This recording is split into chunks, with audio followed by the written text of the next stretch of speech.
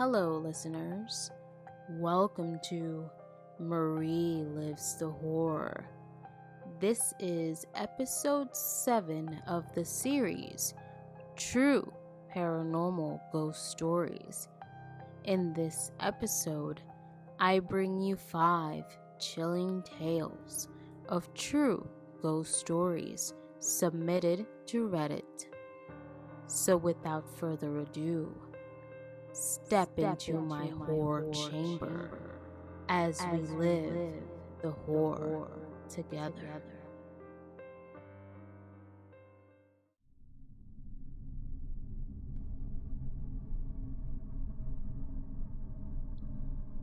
Number 1. She followed me home. Hello. This is my first story I will be sharing on this side of Reddit. I am not a great writer, so please bear with me.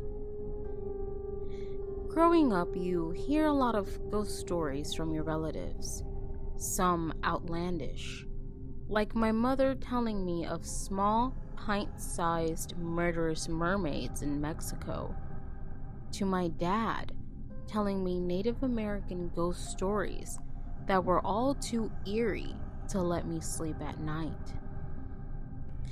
Well, I didn't experience anything paranormal until I was older and began working a graveyard shift in a retirement home in Oregon.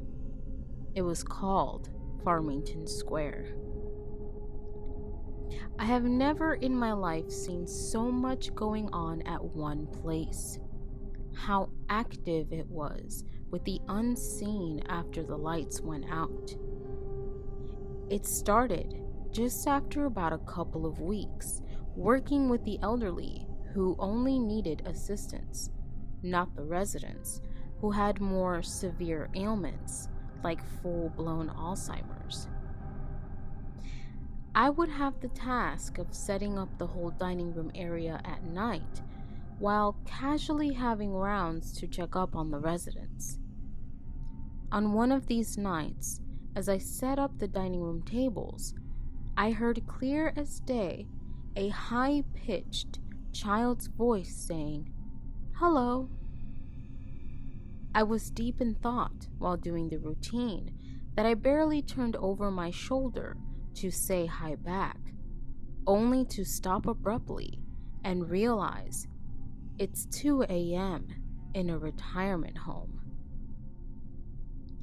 I turned quickly and saw no one in the dark corner. I put everything down in a robotic manner, not daring to look back again, and power walked into the living room area where the med tech was snoring on the couch. I didn't want to wake him up, so I pulled out my phone and began texting whoever was up on Facebook, wanting so desperately to distract my brain off the voice I had just heard. I forcefully carried on with my shift and was all too happy to go home and forget about this experience later that morning. Come my weekend, I did my usual COD online with a friend of mine into the late hours. We talked regularly, and I usually fell asleep with him on call. I never told him about the encounter at work because I feel like talking about the paranormal, you are only exposing yourself to have more activity. On that particular night, we were playing and it got late. I told him I was heading to bed, and he asked if he could call me while I slept, since he was still wide awake. I agreed to call him and fell asleep shortly after. Everything seemed fine that night. The next morning, I woke up with a text from him saying, "Call me when you read this. I have something to tell you." It was unlike him to leave vague messages like this without further explanation. I called him, and he ended up telling me that about 40 to 50 minutes after I fell asleep, he heard my door open and close, and a bit after, he heard a bit of shuffling noises in my room, followed by a child's voice speaking close to me, but he couldn't make out the words. I felt a cold chill and so uncomfortable in my surroundings, I didn't know how to react. I instantly knew whatever I had heard from the dining room area that night at work had followed me home. Everything felt heavier and darker in my home, and I felt like I was walking on eggshells. More things happened at my work following after that incident, and I just couldn't bear it anymore and quit only after 2 months of working there. That place is really haunted. Whatever followed me home left me alone after that, and I have not had the same experience happen since.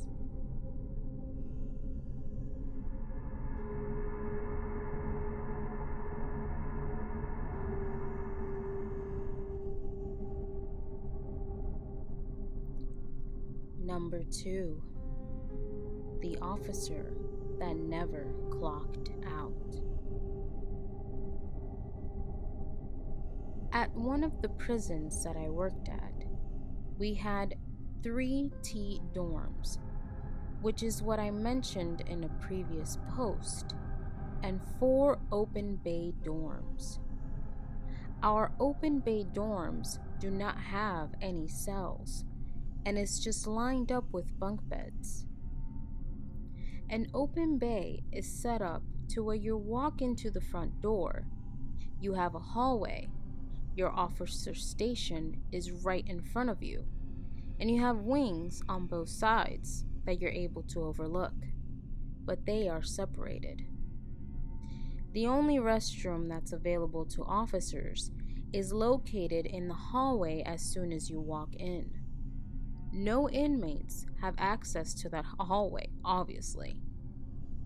Now keep the bathroom location in mind, because I'll come back to that later. Anyway, I was working an overnight shift while covering for someone. This dorm is the dorm that holds our pedophiles. Most of them are in their 60s to 80s, and they don't really give you much of a problem.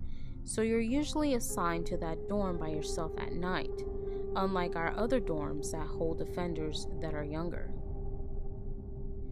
Our captain makes his rounds every night and checks on each dorm. You're able to hear when someone's keys are put into your front door, and you're able to hear another person walking in the hallway. I was on hour 14 of my shift, and considering I was sitting in a dark room with no cell phone, books, or anything to do or read, I began to doze off. I heard the key in my door and woke up immediately because I knew that the captain would chew me out and potentially fire me if he found me asleep. I heard my front door open and heard footsteps coming towards my officer station. It's not a very long hallway. After about 2 minutes, I still heard walking around, and I heard the distinct jingling of keys, which again, no inmates have access to, obviously. I looked out my officer station window and didn't see anyone. So I walked into the hallway and knocked on the bathroom door, and there was no answer. I decided to go out and check both wings of the dorm to make sure that my captain was okay. I walked onto the left wing, and as soon as I did, I heard a toilet flush and a shower come on. I was highly confused and irritated at this point. because all of the inmates were asleep. I shined my flashlight towards the bathroom, but there was nobody in sight. I walked around the bathroom for a bit to make sure no one was hiding, but again, there was no one. My captain also wasn't in the dorm, yet I was still hearing the jingling of keys.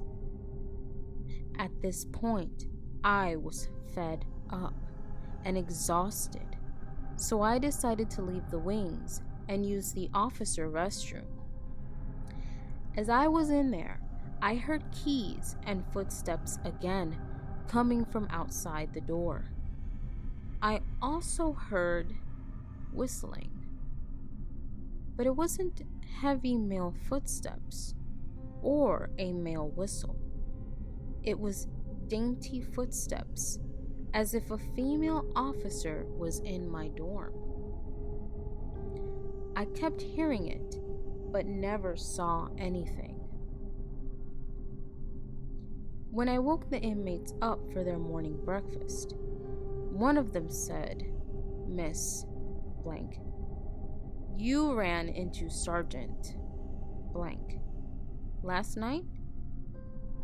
She comes to visit us often.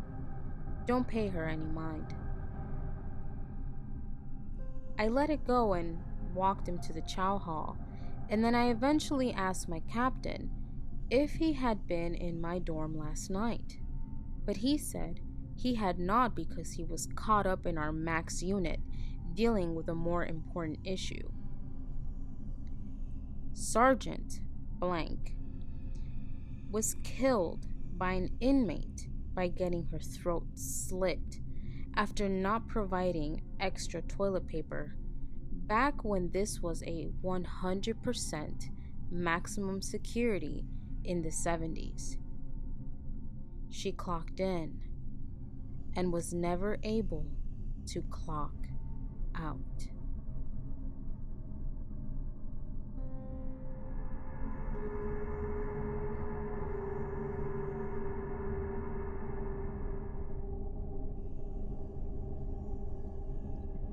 Number 3.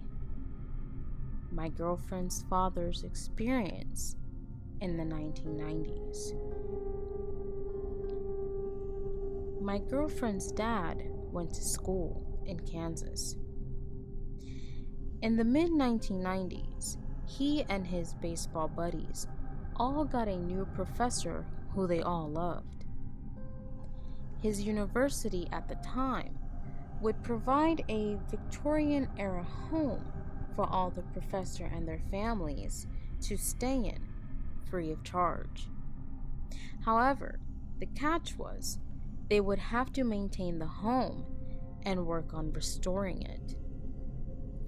Well, their new professor was living in the home, and the professor would frequently have him and his friends come over to eat pizza, drink some beer, and watch some TV.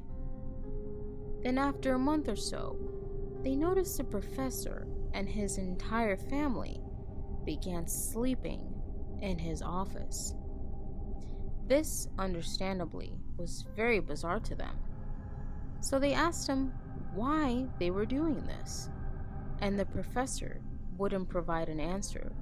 So they just assumed something must be wrong with the house and tried to make sense of the situation the best they could. Then nearly a week later, the campus priest stopped him and his friends and said that he knew they were friends of the professor and that they needed to work on his lawn and help him out.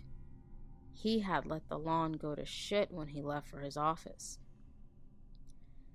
As they were working on his lawn, the professor and his wife showed up along with their daughter to get some more stuff and told them to leave.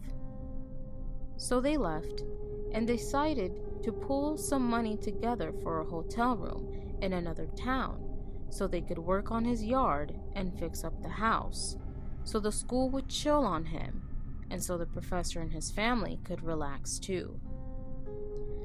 The professor didn't want to accept at first, But then he did on one condition, that they would not go upstairs at all. So he and his family left town for a bit. When the professor left, they fixed up the yard and painted some stuff in the house, and of course, they went upstairs, as all college kids would have.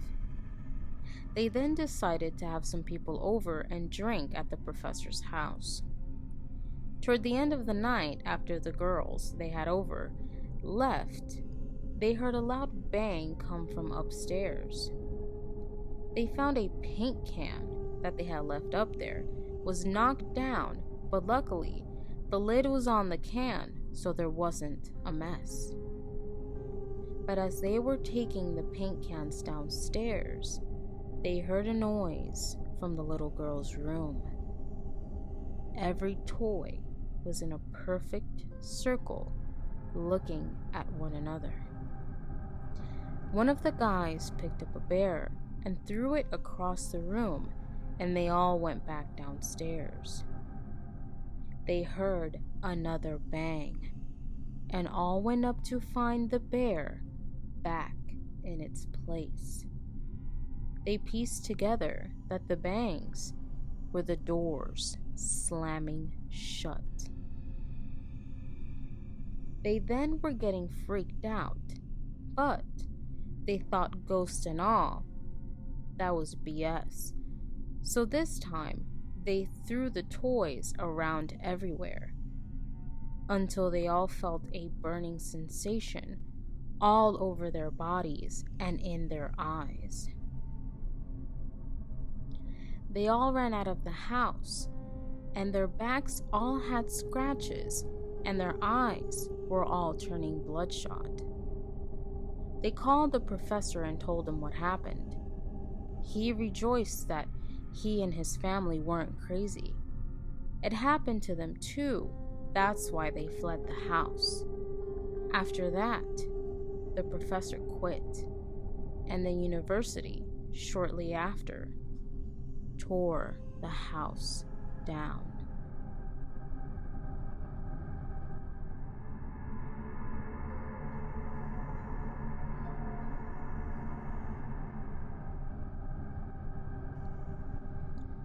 Number 4. I used to work nights in a haunted care home. I need to preface this story by saying that I am from a highly spiritual family. My mom is a spiritual healer, and while I distance myself from it due to personal reasons, I am sensitive to the spirit world, and I have faith in the Almighty, whether that is God or some other higher being, but I am not a church goer or a God botherer. While some of the story may come across a bit fanciful, I can assure you it is all true. My experiences with the paranormal have been intense and in some cases utterly terrifying. Anyway, on to the story. I used to work in a care home that was built on the grounds of an old hospital for people with learning disabilities. The hospital building had been demolished, and the care home had been built on the original ground. The house was in fact 2 homes that were built together and joined in the center by a small corridor, but they were considered separate houses. One house had a night shift worker, and the other had a sleep-in. The side that had the sleep-in was the side where weird stuff happened at night. I had worked there for 3 years by the time the company had decided that sleep-ins were required to save money. I normally, if doing the night shift, worked in the non-haunted side, but because I was normally a day worker, I began doing the sleep-in. My first night of sleep-in was unpleasant, to say the least, because I was working in the weird side and I was unused to the procedures in that house. But after the cleaning and giving out of the meds was done, I turned off the lights and got a drink in the kitchen. The door that connected the kitchen to the living room was open, and I could see a bit inside. In the living room, I could see a black, humanoid mass standing in the far corner. I thought this was my eyes playing tricks on me, so I turned on the living room lights, and sure enough, nothing was there, and nothing that would give the impression of a person either. I turned the lights off, and this shape was back. It was not moving, but it was definitely there.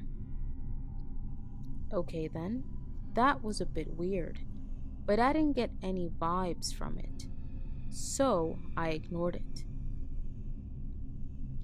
I went to bed. We had a sleep-in room, which was fine, but all of the lights had to be turned off in the house to save money on power, etc. I started to drift off when I heard footfalls outside of the door. Only one of the supported people could walk, badly at that, so I thought it might have been her. Nope. I opened the door and no one was there. I turned on the hall lights, went back into the bedroom, and as I started to drift off, it started again. Step, step, step. This time, I also saw a shadow from the bottom of the door where the light was. I opened the door again, and no one was there. I went to the house next door and asked the night worker if they have been to my side. They said no.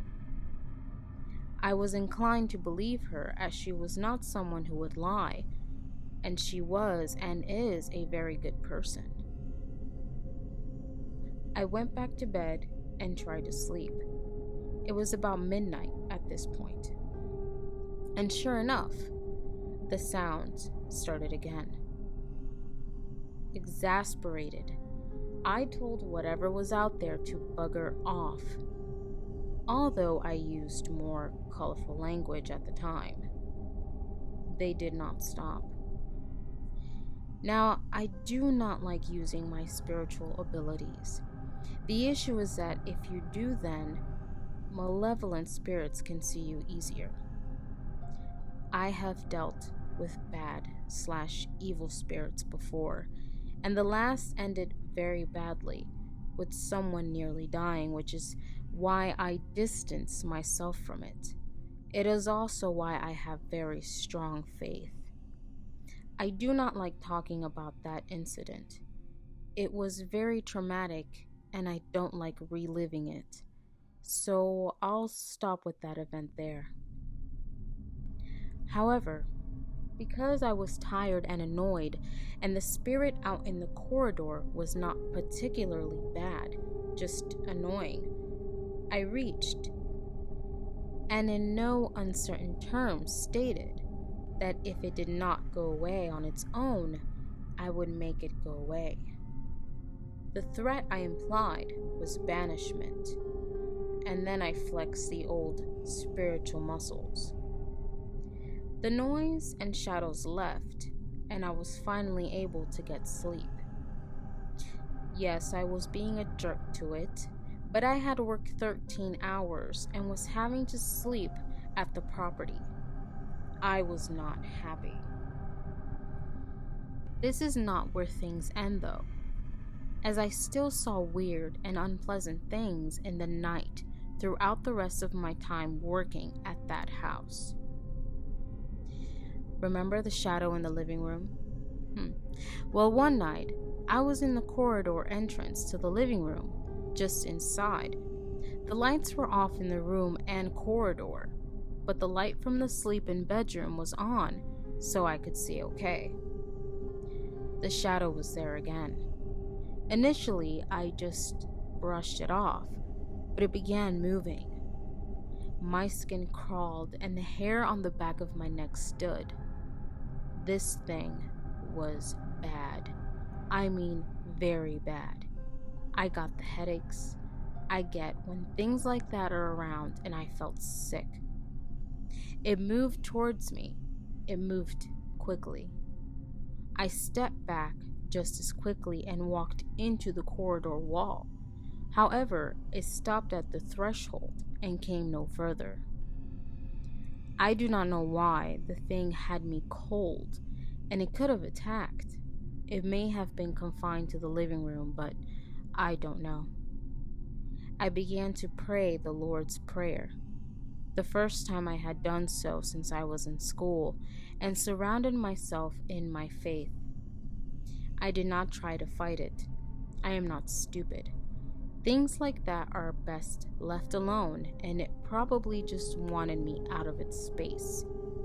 I walked back to the bedroom, shut the door, and tried to go back to sleep. Other support workers had their own stories. One of the workers, a Moroccan guy, slept in the living room instead of the bedroom. He told me that he had the worst nightmares, and he also woke up with bruises on his arms. But for whatever reason, he kept sleeping in the living room when on a sleep-in. Another coworker saw the shadow too, and it pushed him out of the room. When I saw him in the morning, he looked really shaken up. I asked if he was okay, and he told me what happened, shaking with a cup of coffee in his hand. I told him of my own experience. It didn't make him feel any better. My mom worked in the house too. She told me that she experienced the footsteps. I never told her about my experience, but also experienced music playing in her head. This old but really annoying tune. She tried doing what I did, making it go away, but my mom isn't as strong as I am, or has the same level of faith. The music just got louder in her head, driving her almost mad.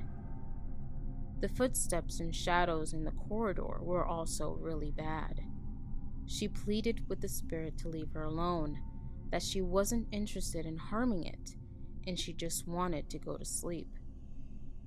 Eventually, this thing left her be, but it left her shaken for a while after, and she struggled to sleep in the house for a long time after that. While this story might not be the scariest, I needed to get it off my chest. I haven't worked there for about 4 years, and I don't intend on ever going back.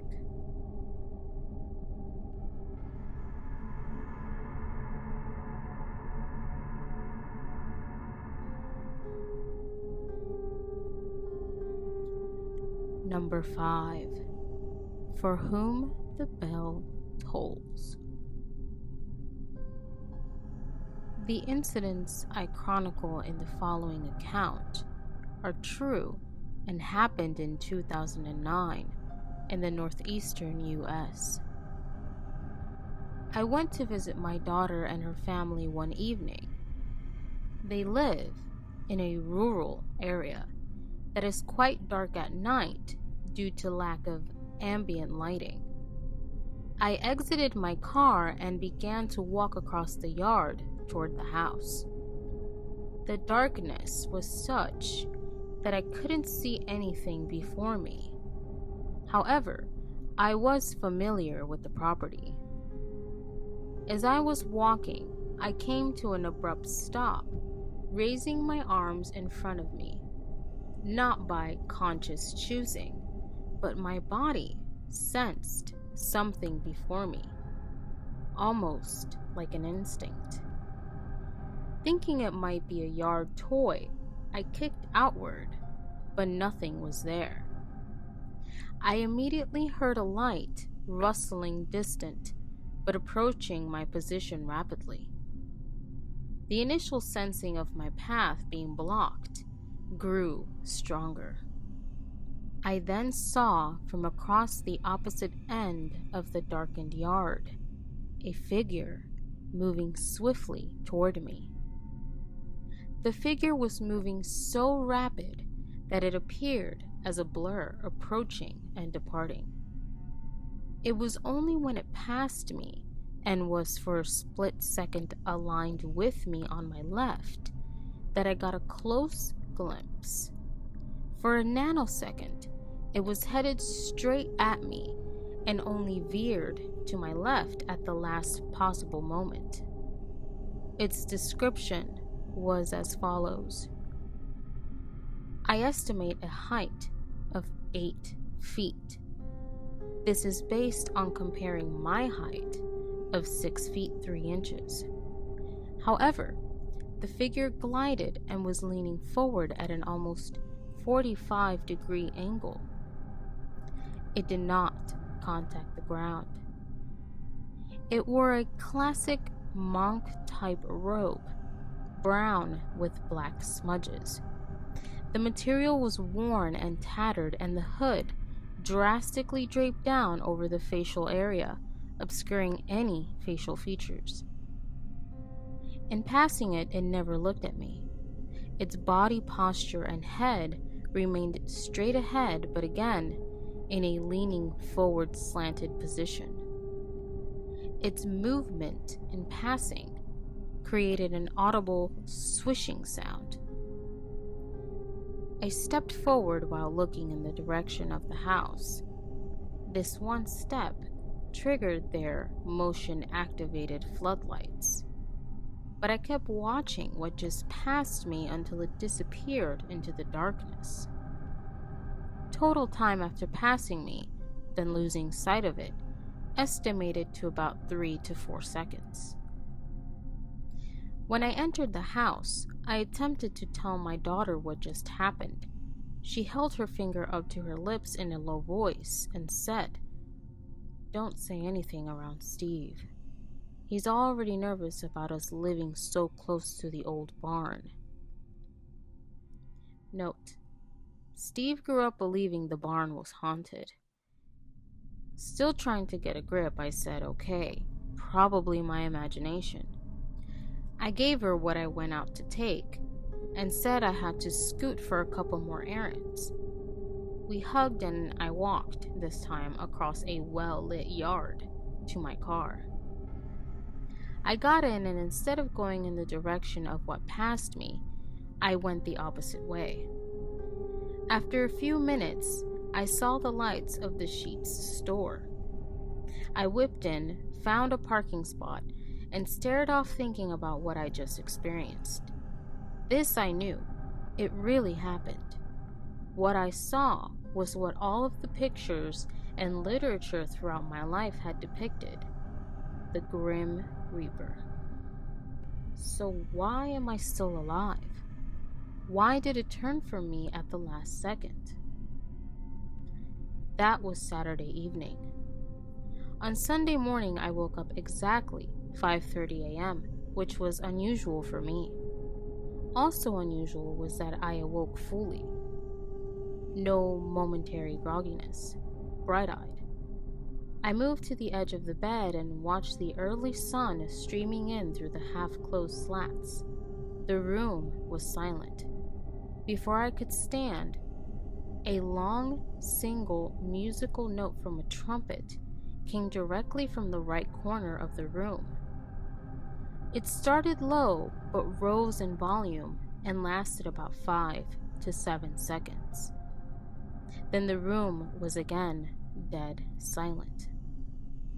I didn't have to look outside to determine a source. The trumpet sound was generated from within the room. The acoustics of the sound made that determination unmistakable. But no one and nothing was there visibly to generate it. I went through Sunday encountering several people who I almost told about the trumpet note and even the sighting of the entity. But I thought better of that and kept it to myself, feeling that before blurting things of that nature out to those around me, I wanted to first figure it out. At 6 p.m. Sunday, I watched the movie The Untouchables. Halfway through, I called my dad, who lived in the family home 45 minutes away. I knew he liked the movie, so I decided to check in. After talking for a while, I said, "Hey, I want to tell you something that happened to me early this morning. You're the first person I will have told it to, but you'll think I'm nuts." Surprisingly, instead of laughing, there was a short pause from his end. Then he said, "Okay, you tell me what happened to you. Then I will tell you what happened to me this morning." "Oh, what happened?" He then told me that around 3 a.m. that morning, he was awoken by the doorbell. But it had an unusual sound to it, like it was only partly pressed in and then released. It was followed seconds later with the identical sound. I asked, "Who was it at that hour?" He said that he didn't go to see and stayed where he was. It was damn odd, and I wasn't going to move from the bed. It was very unusual for my dad to convey that to me. He was a very un-paranormal guy. The next afternoon, on Monday, I received a call from my stepsister telling me that Dad had just died. He hadn't been ill. He was 79. All of this happened within 48 hours. I'm left with questions. My dad and I were the same size and closely resembled each other. We also shared the same first, last, and middle name.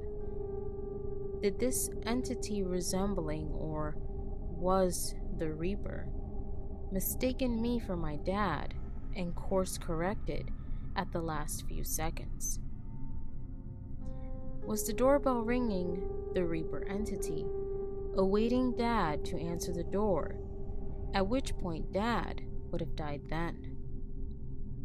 Was the trumpet I heard in the bedroom an announcement of Dad's impending death? I believe I know those answers, but only time will tell. Because if there is a next time I encounter the entity, I'll know for whom the bell tolls. It tolls for thee.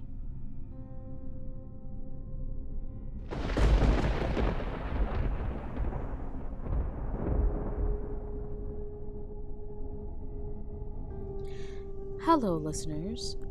Thanks for listening to this episode of True Paranormal Ghost Stories as you live the horror with me. If you would like to submit some of your own true paranormal experiences for me to narrate on this channel, check the description down below and send them over to my email.